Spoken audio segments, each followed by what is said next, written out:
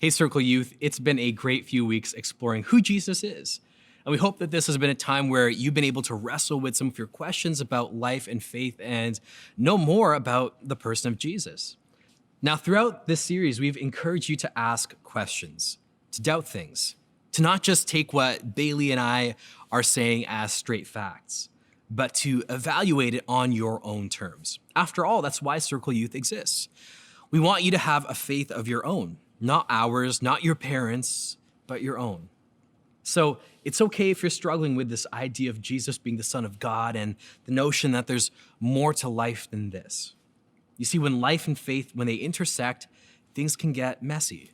So I want you to know you still belong here and your leaders love you, even if we don't see eye to eye on this stuff. Yeah, for sure. You know, when Jesus died, even his closest friends and followers had questions, fears, and doubts. But Jesus wasn't offended by or angry about any of those questions. Instead, Jesus patiently and lovingly helped his friends believe the good news that he really was alive, and that because of his death and resurrection, nothing, not even death, could separate them from God's love. Not ever. When we're confused, questioning, or doubting, the resurrection of Jesus is proof that God is with us and loves us. If Jesus can't be defeated by death, he absolutely won't be defeated by our doubts, because the love of Jesus is bigger than our doubts. And I get it, seriously, I love Jesus, but I have questions. I mean, Easter is about Jesus rising from the dead. How does that just happen? How does someone just stop being dead? Are we sure that it actually happened? What if it didn't? And if it did happen, so what? What does it have to do with my life today? Well, it turns out I'm not the only one with questions like these. And if you've asked questions like these, you're not alone either. Yeah, I mean, I had questions like these when I was growing up. Even though I grew up learning about Jesus and reading in the Bible about what he did, how he cared for people, and I believed that it was true, it didn't really mean anything for me in my life and how I acted it out. It wasn't until I was in grade 11 that I was at summer camp and I was having an amazing time and learning about Jesus, learning about people that I knew that had a relationship with him, and it was real for them. And I thought, I still have a lot of questions, but I have nowhere to figure it out. And so I decided that year at summer camp that I needed to find a youth group or a place where I could ask these big questions that I had about Jesus and how it mattered for my life. Yeah, I grew up in a Christian home, and my entire family is Christian. And as far back as we can go in our family tree, they've all been Christian. Now, some people see that or know that about me, and they think that as a result, look, I must have it all together. But the reality is, and I think it's the case for most kids who grew up in Christian homes, the reality is that I struggled with the same things that my non-Christian friends struggled with. I had the same doubts, questions, arguments to make about God and Christianity. I loved science in high school and university. I still do. But that was a time in my life where I struggled the most about my faith. Do we come from apes? Is it evolution? Is it creation? Which one? The Big Bang? Is it real or no? I had hundreds of questions. But a turning point in my journey of making my faith my own was a conversation that I had with one of our pastors, Wayne. It was simple, but it was life-changing for me. He said, and are you ready for this? He said, does it change anything? Does it matter? What he was getting at was this: does either side of the debates or questions that you have change what Jesus did? And the answer to that, for nearly 99% of my questions, was no. It doesn't change anything. It doesn't change what Jesus did. For so long, I used my doubts, my fears, and my questions as this barrier between myself and Jesus. And that was the moment that I broke through. Before, I saw science as a roadblock for people who believed in Jesus, but now I see science as the amazing creative force of our God. Wow, what an awesome story.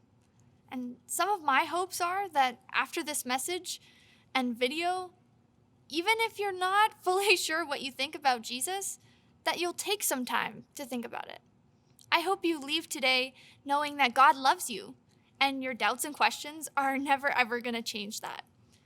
And I hope that you also know that you have small group leaders and John and I that are so happy to talk with you about the questions and doubts that you have. That was something that was so important to me growing up, was having a space that I could ask those questions in. Next week, we're going to talk about how you can have faith. And we're going to invite you into considering what some next steps might be. Because if this is all true, so what? What will you do with this? You see, when people think about faith, they often think about taking a blind leap. But faith is actually a reasonable step based on good evidence. And so today we want to talk to a few groups of where you might be at. Now, maybe you've grown up in a Christian home, you've gone to church your whole life, you've believed this stuff because everyone else in your family and community believe it, but you've never really made it your own. You've believed out of obligation rather than believing because you, well, actually believe. For others of you, this might be all brand new. You maybe haven't had much of a church experience, and maybe your family isn't particularly religious. So what you've heard over the last few weeks about Jesus might be weird, confusing, and maybe you're not even sure what to think about all of it. And perhaps some of you have believed in this, but you've left because of doubts, questions, you've experienced hurt or anger, or maybe you just came to the conclusion that none of this makes sense. So you've left it all. Yeah, maybe you fall into one of those groups, but what we want all of you to consider is, if this is all true, so what? What does that mean for me? And what does that mean for you? We want you to discuss this in your small groups. Now remember, we want you to just consider the idea that if it's all true, then what are the implications of that? Yeah, next week we're gonna invite you into taking some next steps. There's going to be no pressure. Let me just say that right now. Maybe you're happy where you are and you don't feel like taking a next step in your journey is where you're at. And that's fine, because we're all about you making your faith your own, not ours, not your parents'. So go ahead and consider these questions. What does faith mean to you? And the second question is, if what we've talked about Jesus is actually true, what does that mean for you? What are the implications for that? Yeah.